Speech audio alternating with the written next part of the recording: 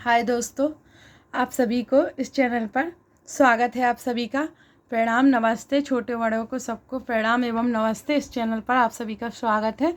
मैं ज्योग्राफी पढ़ा रही हूँ एनसीईआरटी की, और एनसीईआरटी पूरी पढ़ाऊँगी complete NCERT 6 to 8 complete NCERT 6 to 8 पढ़ाऊँगी एवं और भी आगे पढ़ाऊँगी। अभी एनसीईआरटी 6 7 7 8 9 की चल रही है और अब पढ़ाऊँगी मैं हिस्ट्री इसके बाद। तो आप सभी इस चैनल पर आइए और इस चैनल को सब्सक्राइब कीजिए, जिससे आगे आप देखते रहिए। इस चैनल पर हर अपडेट मिलेगी आपको।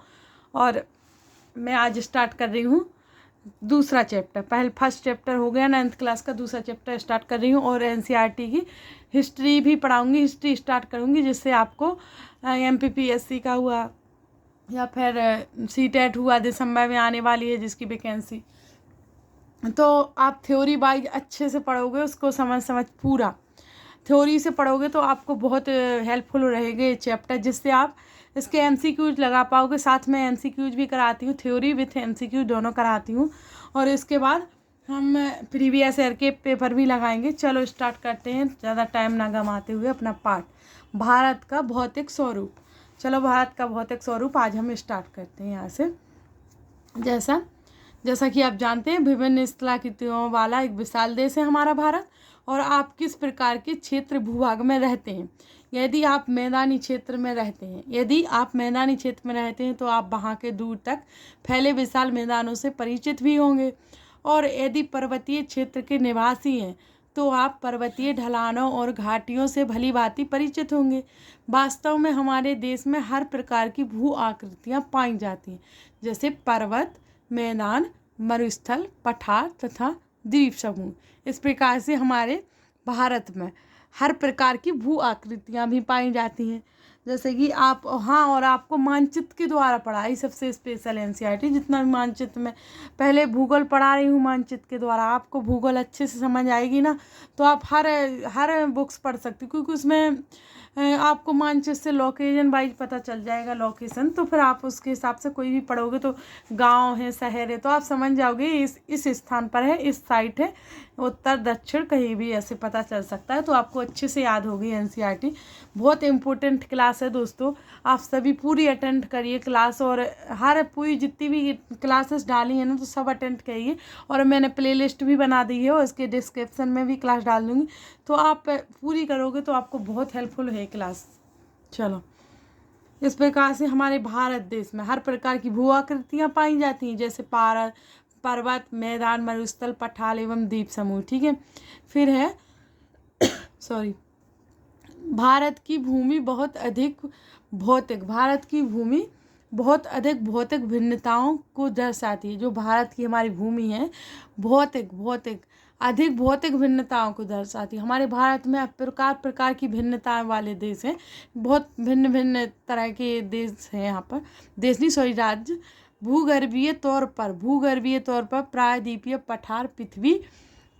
पठार पृथ्वी की सतह का प्राचीनतम भाग है। जो भूगर्भीय तौर पर जो प्रायद्वीपीय पठार है ना, पृथ्वी की सतह का प्राचीनतम भाग है। प्राचीनतम, पहले ये पठार बने हुए थे। ठीक है, इसे भूमि का एक बहुत ही स्थिर भाग माना जाता था, परंतु हाल के भूकंपों ने इसे गलत साबित किया है। हिमालय एवं उत्तरी मैदान हाल में ही बनी स्थलाकृतियाँ हैं। जो हिमालय परंतु हाल में जो भूकंप आए उनके द्वारा उनसे गलत साबित हुआ। जो पर्वत पहले के थे, कुछ अलग तरीके से बताए गए थे, वो भूकंप के द्वारा वो कैसे बने। ठीक है ना, हिमालय एवं उत्तरी मैदान हाल ही में बनी आकृतियाँ हैं। जो हिमालय है ना, और जो उत्तरी मैदान की है, वो आकृतियाँ हाल ही की बनी हुई हैं। भूगर्भ विज्ञान यानी अभी की नहीं, मतलब कुछ समय पहले की बनी हुई है। भूगर्भ वैज्ञानिकों के अनुसार हिमालय पर्वत एक अस्तर भाग है। भूगर्भ वैज्ञानिकों के अनुसार हिमालय पर्वत एक अस्तर भाग है। हिमालय की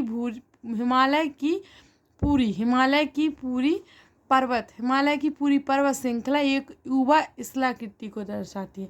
जैसे हिमालय पर्वत एक अस्तर भाग है। ठीक है, उसकी जो हिमालय की पूरी पर्वत श्रृंखला है वो युवा स्तर को युवा स्थलाकृति को दर्शाती है, जिसमें ऊंचे शिखर हैं, गहरी घाटियां हैं तथा तेज बहने वाली नदियां भी हैं। इस प्रकार से चलो अब हम अपने मैप में देखते हैं हिमालय को। देखो उत्तरी भारत से फैला हिमालय हमारा तो पूर्वी भारत तक जाता है। उत्तरी भारत से फैला हुआ हिमालय पूर्वी भारत जाता है। जिस प्रकार से पूरे हिमालय में बहुत सारे पर्वत हैं, मैदान, मरुस्थल, पठार, मैदान तो नहीं है, पठार पर्वत इस प्रकार से हैं, जैसे कि नेपाल में धौलागिरी पर्वत, अन्नपूर्णा, मकालू, और हमारे भारत में कंचनजंगा, माउंट एवरेस्ट, इस प्रकार से हमारे भारत में है।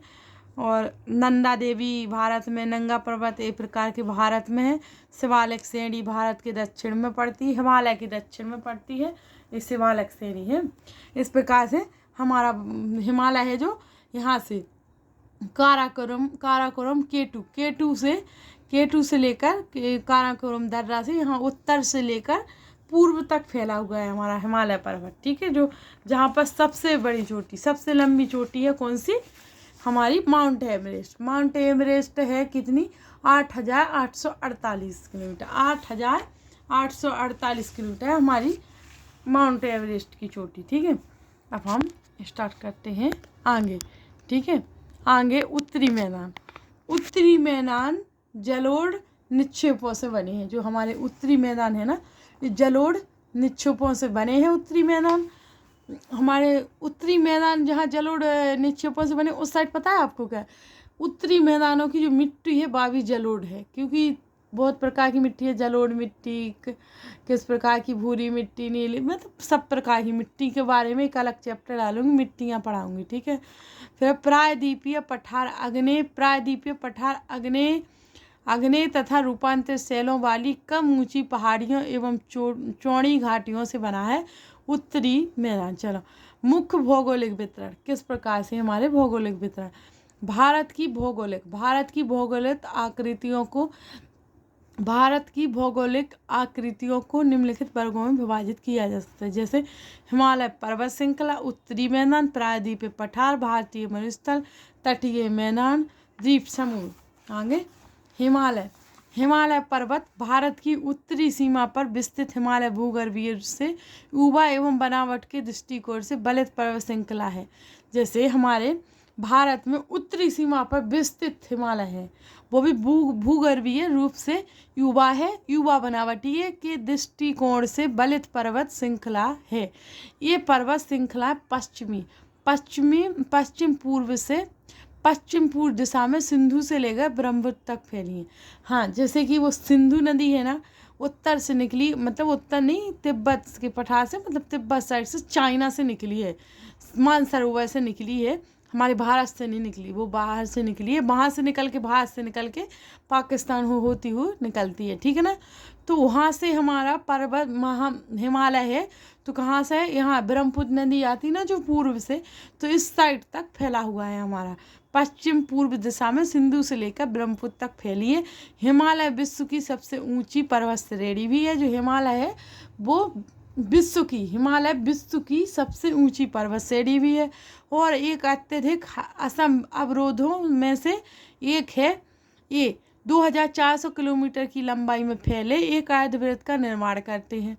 ठीक है, इसकी चौड़ाई कश्मीर में 400 किलोमीटर है एवं अरुणाचल प्रदेश में 150 किलोमीटर है, एवं पश्चिमी भाग की अपेक्षा पूर्वी भाग की ऊंचाई में अधिक विविधता पाई जाती है।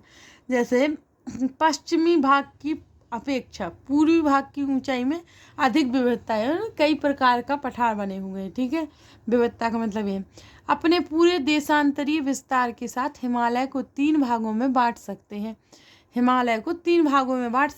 हम देशांतरीय विस्तार के अनुसार। इन श्रृंखलाओं के बीच बहुत अधिक संख्या में घाटियां पाई जाती हैं। सबसे उत्तरी भाग में स्थित श्रृंखला को महान या आंतरिक हिमालय कहा जाता है। जो सबसे उत्तरी, जो इस प्रकार से, देखो मैं बताती हूँ, मुझे जो सबसे उत्तरी सीमा है, सबसे उत्तरी है, इसको महान हिमालय भी कहा जाता है या आंतरिक हिमालय या हमारा महान हिमालय कहा जाता है। ठीक है, फिर है महान हिमालय कहा जाता है। फिर है यह सबसे अधिक सतत श्रृंखला है, यह सबसे अधिक सतत श्रृंखला है जिसमें 6000 मीटर की औसत ऊंचाई वाले सर्वाधिक ऊंचे शिखर हैं। इसमें हिमालय के सभी मुख्य शिखर भी हैं। हिमालय के कुछ ऊंचे शिखर के बारे में बता, जो हिमालय के कुछ ऊंचे शिखर हैं। शिखर ए रहे देश, शिखर ए कहाँ है, देश, ऊंचाई कितनी है, ठीक है। माउंट एवरेस्ट नेपाल में है जो 8848 है इसकी ऊंचाई। माउंट एवरेस्ट नेपाल में है 8848 इसकी ऊंचाई है, ठीक है। कंचनजुंगा नेपाल में है, इसकी ऊंचाई 8598 है। मकालू नेपाल में है 8481 है। धौलागिरी नेपाल में है 8172 है इसकी ऊंचाई, ठीक है। फिर है मीटा है इसकी। चलो आगे, नंगा पर्वत। नंगा पर्वत भारत में 8126 है इसकी ऊंचाई। अन्नपूर्णा नेपाल में 8078 है इसकी ऊंचाई। नंदा देवी भारत में 7817 है इसकी ऊंचाई। कमेट भारत में है, कमेट 7756 इसकी ऊंचाई। नपचा बरुआ भारत में है जो कि 7756 है इसकी ऊंचाई। गुरुला मध्याता नेपाल में 7028। इसमें से मोस्ट कौन है, क्योंकि सब तो हर कोई पढ़ लेगा, इनमें से मोस्ट है हमारे माउंट एवरेस्ट है पहले नंबर पर, नेपाल में है ये, और इसकी चोटी नेपाल में है माउंट एवरेस्ट की 8848 मीटर ऊंचाई पर है। कंचनजुंगा भारत में 8598 इसकी ऊंचाई है। मकालू भारत नेपाल में है 8481 इसकी ऊंचाई है। धौलागिरी नेपाल में है 8172 इसकी ऊंचाई है। और महत्वपूर्ण नंगा पर्वत भारत में 8126 इसकी ऊंचाई है। अन्नपूर्णा नेपाल में है 8078 इसकी ऊंचाई है। नंदा देवी भारत में है 7817 इसकी ऊंचाई है। इस प्रकार से हमारे मोस्ट इम्पोर्टेंट हो गए। फिर आगे बढ़ते हैं। महान हिमालय की वलय की प्रकृति असीमित है, असमित है।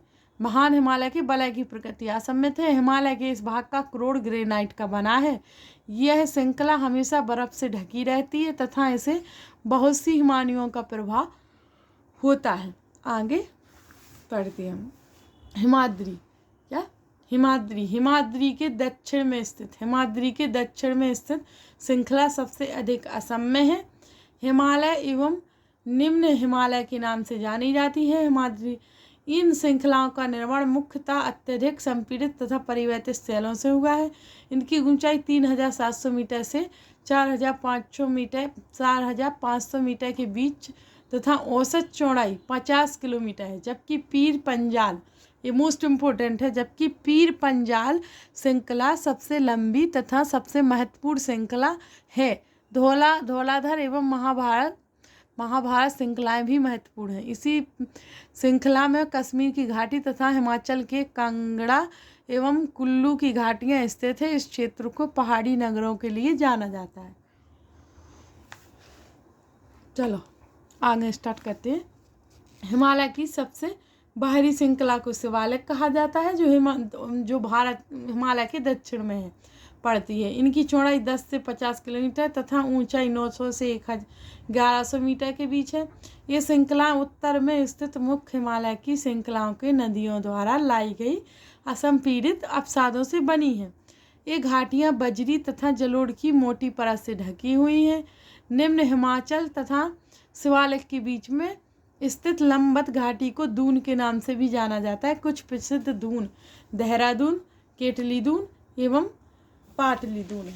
जैसे इसमें हम मैप में समझते हैं, ये हमारा शिवालिक श्रेणी है जो हिमालय के दक्षिण साइड में है, ठीक है। शिवालिक श्रेणी हिमालय के दक्षिण साइड में पड़ती है। और काराकोरम से हमारा हिमालय जाता है कब, पूर्व। जैसे सिंधु नदी है ना, सिंधु नदी निकलती है यहाँ से ऐसी, तो यहाँ से स्टार्ट होता है हमारा हिमालय, और ब्रह्मपुत्र नदी निकलती है तो यहाँ लास्ट होता है इसका। इस प्रकार से हमारा पर्वत है, ठीक है, हिमालय पर्वत। इस प्रकार से हमारा हिमालय पर्वत है, उत्तर से पूर्व में फैला हुआ है हमारा हिमालय पर्वत। चलो दोस्तों, अब हम आगे के लिए पढ़ते हैं। इससे पहले आपको बता दें कि आगे का चैप्टर हम आगे का पार्ट आगे की क्लास में स्टार्ट करेंगे, क्योंकि अब हमारी नदियाँ भी स्टार्ट होंगी। सभी नदियाँ संपूर्ण डिटेल्स से पढ़ाई जाएंगी। इसमें आपको सभी नदियाँ आपको संपूर्ण डिटेल्स से पढ़ाई जाएंगी, जिससे आपको सभी समझ आएगा। जैसे कि मुख्य मुख्य मोस्ट इम्पोर्टेंट बहुत से चैप्टर इसमें दिया गया, जैसे ब्रह्मपुत्र नदी में स्थित मंझोली। ब्रह्मपुत्र नदी में स्थित मंझोली विश्व का सबसे बड़ा सबसे बड़ा नदीय द्वीप है, जहाँ लोगों का निवास भी है। इस प्रकार से बहुत सारी मोस्ट इम्पोर्टेंट नदियों के बारे में आपको पढ़ाया जाएगा अगली क्लास में। चलो अगली क्लास के लिए शुभकामनाएं आपको सभी को। थैंक यू सो मच इस क्लास को देखने के लिए। थैंक यू दोस्तों। चलो आगे चैप्टर अगली क्लास में मिलेगा आपको।